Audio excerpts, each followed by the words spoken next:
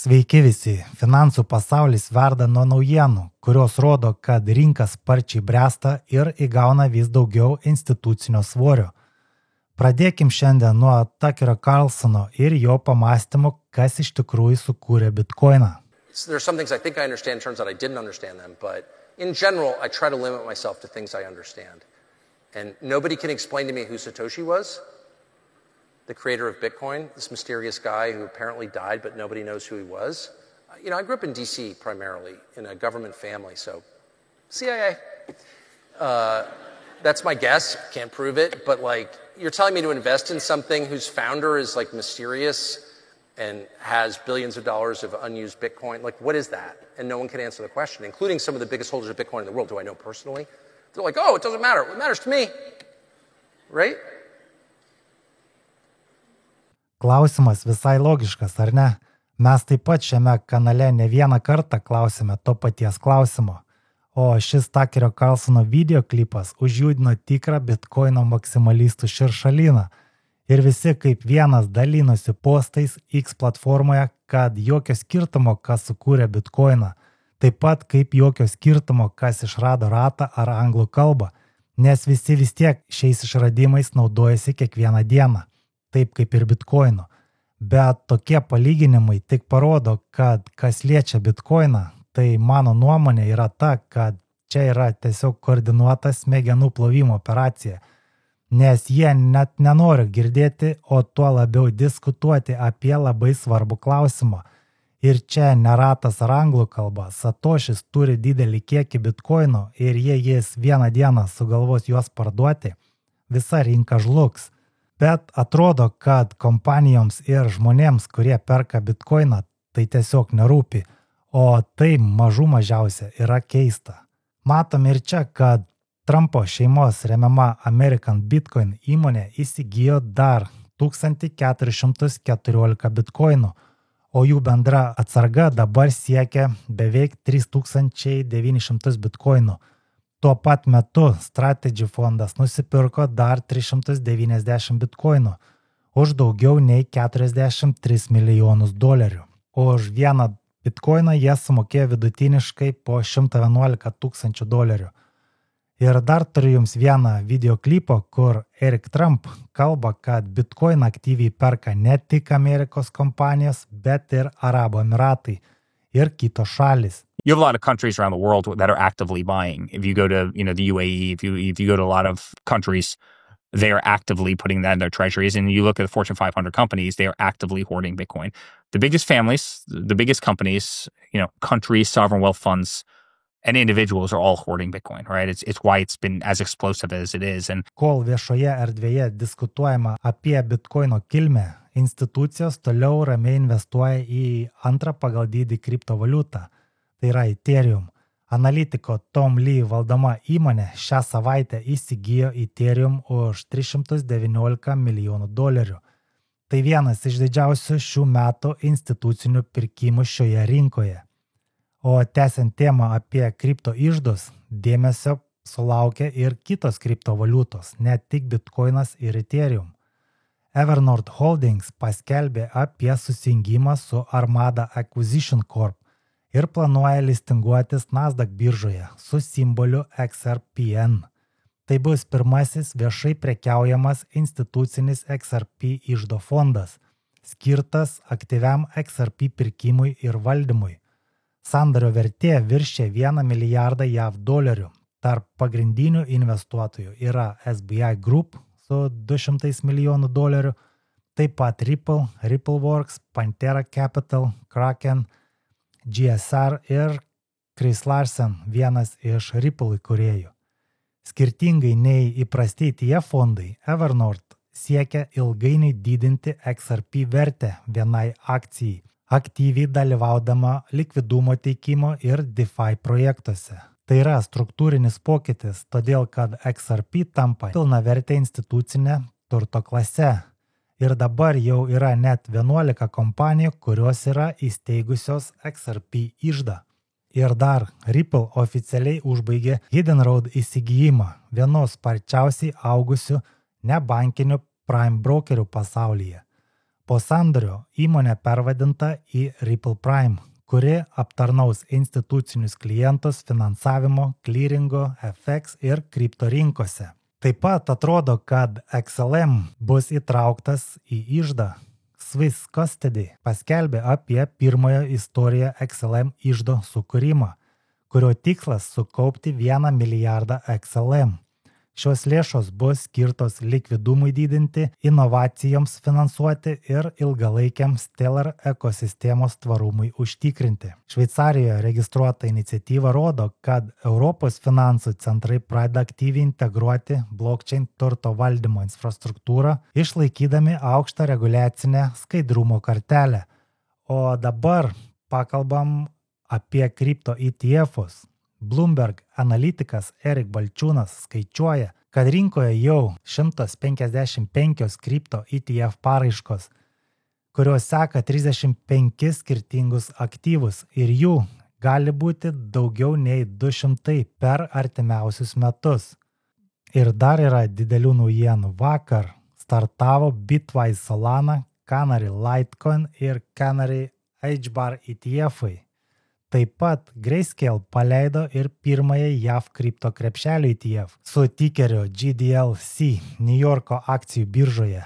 Šį ETF krepšelį sudaro Bitcoinas, Ethereum, XRP, Solana ir Cardano.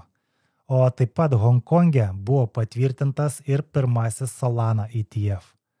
Tuo tarpu XDC Ventures įsigijo Contour Network blockchain platformą, kuri skaitmenizuoja akredityvus ir kurią remia tokie bankai kaip HSBC, Standard Chartered, Citi, BNP, Paribas ir kiti. Contour buvo sukurta dar 2017 metais kaip bankų konsorciumas, o dabar XDC kartu su šiuo tinklu kuria Stablecoin Lab, skirta revoliucionizuoti tarptautinį prekybos finansavimą ir realaus pasaulio atsiskaitimus. Ir dabar galime pažiūrėti, ką XDC tinklas jau pasiekė pasauliniu mastu. Šiandien XDC turi veiklos ar plėtros taškus visuose žemynuose, išskyrus Antarktidą.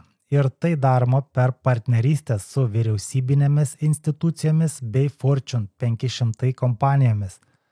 Azijoje XDC bendradarbiauja su SBI Group, plėtodama prekybos tiltus tarp Japonijos ir Jungtinių Arabų Emiratų, o Singapūro IMDA integruoja XDC technologiją į šalies skaitmeninės prekybos infrastruktūrą. Europoje TradeGo kūrė prekybos koridorius tarp Kinijos ir Europos, naudodama Enigio sprendimus, kuriuos taip pat diegia ir Lloyds Bank, įvykdęs pirmąjį Jungtinės karalystės elektroninį sandorį.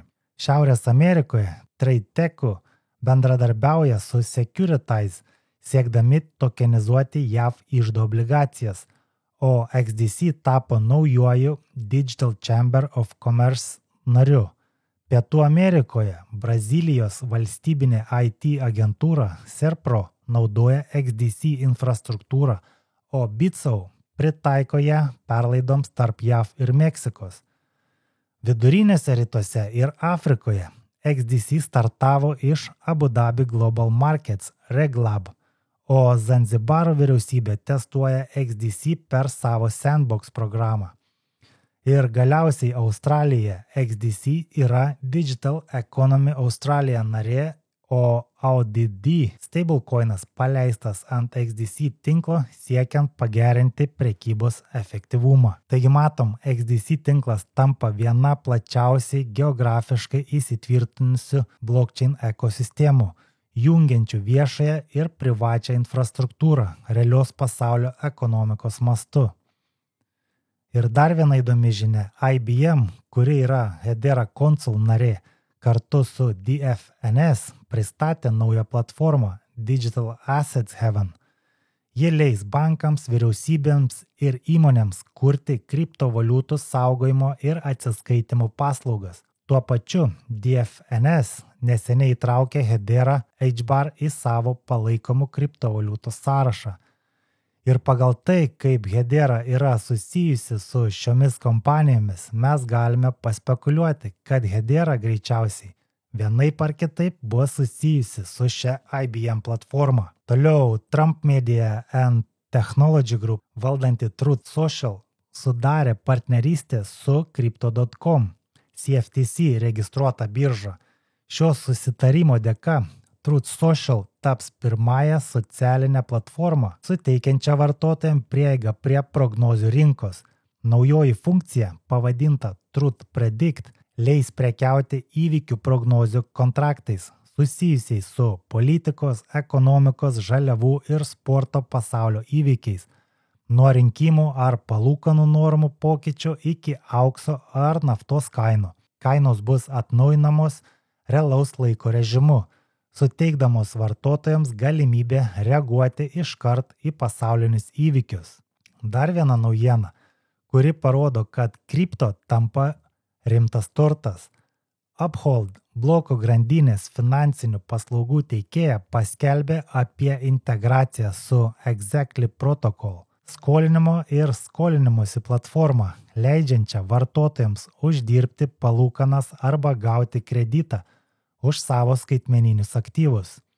Nauja paslauga suteikia galimybę pasiskolinti prieš savo kripto turtą ir išleisti paskolas per Visa kortelę, suteikiant realų panaudojimą kriptovaliutoms. Palaikomi turtai apima XRP, Ethereum, USDC ir Bitcoiną. Exactly Protocol leidžia gauti mažų palūkanų paskolas be kredito patikrinimo visą parą, taip įgyvendindama kriptovaliutų siekį, didesnį finansinį prieinamumą ir teisingumą. Ši paslauga pirmiausiai startuos Floridoje ir Latino Amerikoje. Ir pabaigai dar viena naujiena. Oracle Corporation paskelbė apie naują platformą, pavadintą Digital Asset Data Nexus, skirtą bankams ir finansų institucijoms kurti, valdyti ir vykdyti veiklą su blockchain pagrindu sukurtu skaitmeniniu turtu, įskaitant tokenizuotus aktyvus, stablecoinus ir CBDCs. Platforma apima multi-ledger infrastruktūrą, paruoštus išmaniuosius kontraktus, integraciją su viešais ir privačiais tinklais. Oracle numato, kad Digital Asset Data Nexus taps prieinama artimiausiais kalendoriniais metais, o naudojama technologija leis institucijoms greičiau ir efektyviau įsilieti į skaitmeninį aktyvų erdvę. Tai tiek šiandien. Ačiū, kad žiūrėjote. Nepamirškite prenumeruoti kanalą, spauskite nykštį, dalinkitės video su draugais, pakomentuokit ir iki pasimatymo kitą kartą.